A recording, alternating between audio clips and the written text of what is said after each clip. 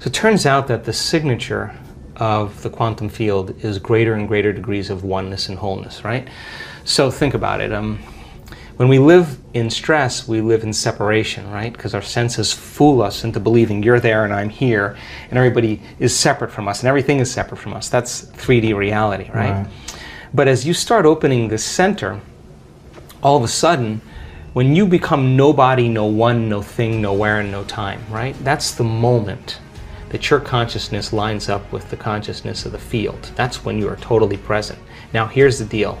If I can get people to believe that just because they can't see something doesn't mean it doesn't exist, if they can just connect and pay attention to that field and stay present with it and become more aware of it, moment after moment after moment, every interaction with that invisible field, every experience lays down new circuits in their brain for them to perceive more of it, right?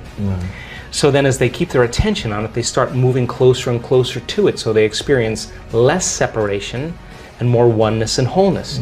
So then when that happens, there's a cascade of all kinds of physical and chemical and energetic things that begin to happen. So for me, the best way that I can describe that field is it's intelligent love. It's greater levels of order and unity and oneness. And when you strike it and you hit it, it is the most incredibly electric feeling you will ever have. It is the most familiar, unfamiliar feeling you will ever have. You will swear that you are ancient in that moment, and you will connect.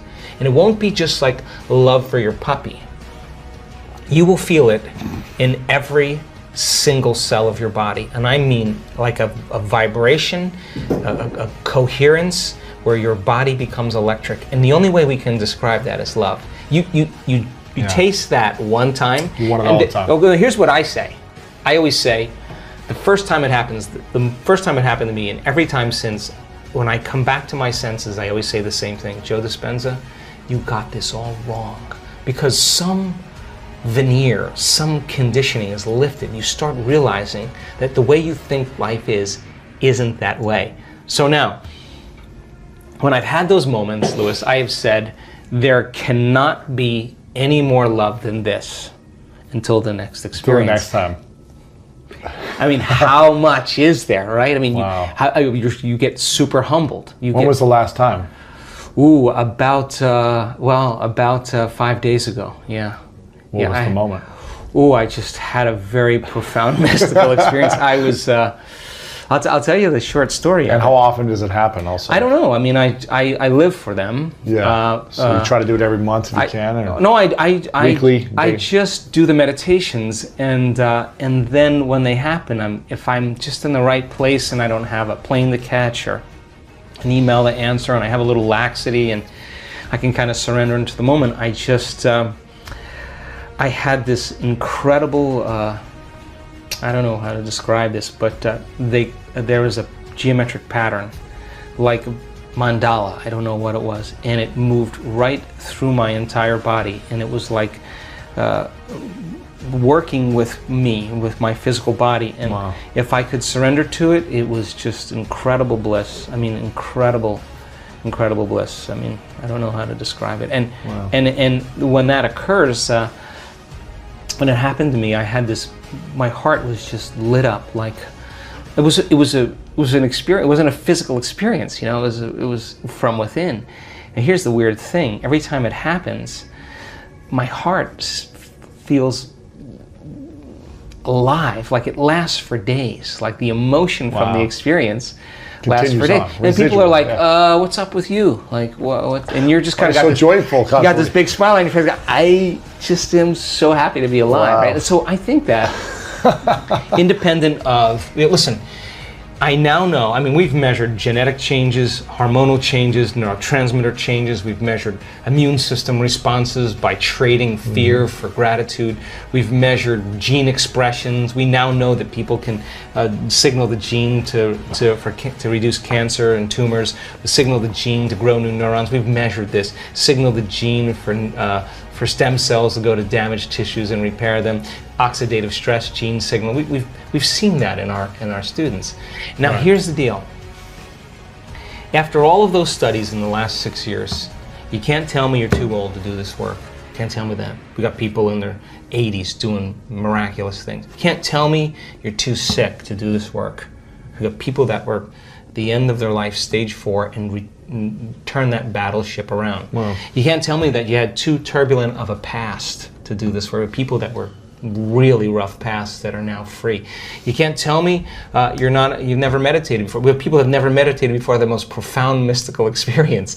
Wow. You can't tell me you're too overweight, too underweight, too out of shape, too in shape. You can't tell me that anywhere, because all colors, all races, everybody can do it. That's the cool part about it. And when you get a community of people together and you move them from one state of mind to another, there's this moment, and I can almost predict when it happens, the second or third day, where people just start hooking up.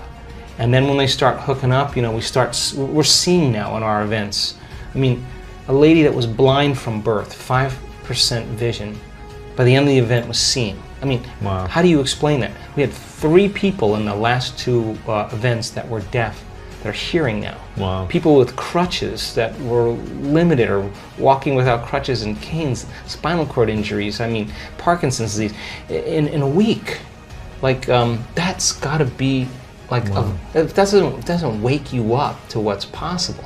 And you're witnessing a tumor on a woman's thyroid that was there at the beginning of the event, is gone at the end of the event. I mean, wow. like, you gotta scratch your head and just go, wow, reality isn't at all the way I think it is, right? And so there's this humility that comes, like, well, I don't know anything, but I'm willing to go down, push the envelope a little bit more. So we're only as good as our ability to execute this, right? But as we get better consistency at it, of it too, yeah. I'm all about consistency, and I'm be the first guy to say, do the blood test, do the scan, let's do the test to make sure that it's just not in your mind, it's in your brain. Yeah. Let's know. So now the evidence then supports it, the testimonials support it, and all of a sudden people now are beginning to wake up to what's possible. And just like the 4-minute mile.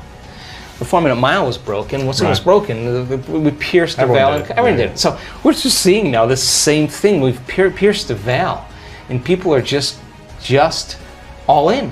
They're not 50% in, they're all in, and by goodness, we're creating this kind of wake and momentum, but not just for healing, but for creating new jobs and new relationships, new opportunities, abundance, everything, yeah. Whatever it is that they want. People come to the work for all kinds of reasons, and I don't really care, but by the time they start doing the work, all they really want to do is give.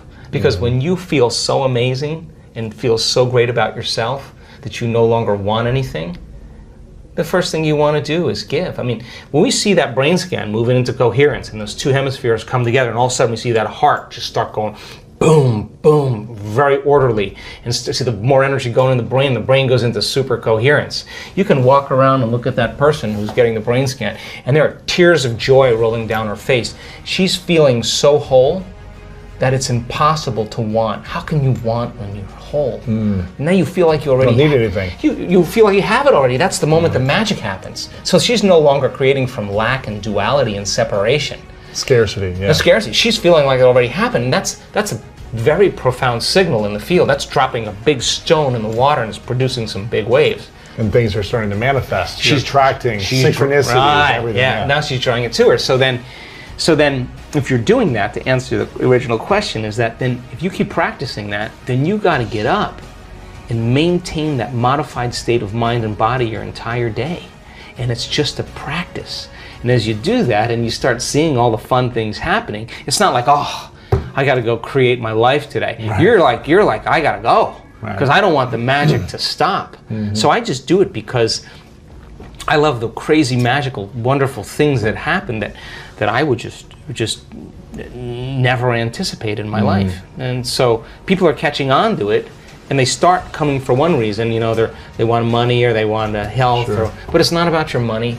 It's not about your health. It's not about your new relationship. It's not even about the mystical moment. It's about who you become in the process. Because overcoming all those limitations to become somebody else, nobody can take that away from you. Wow.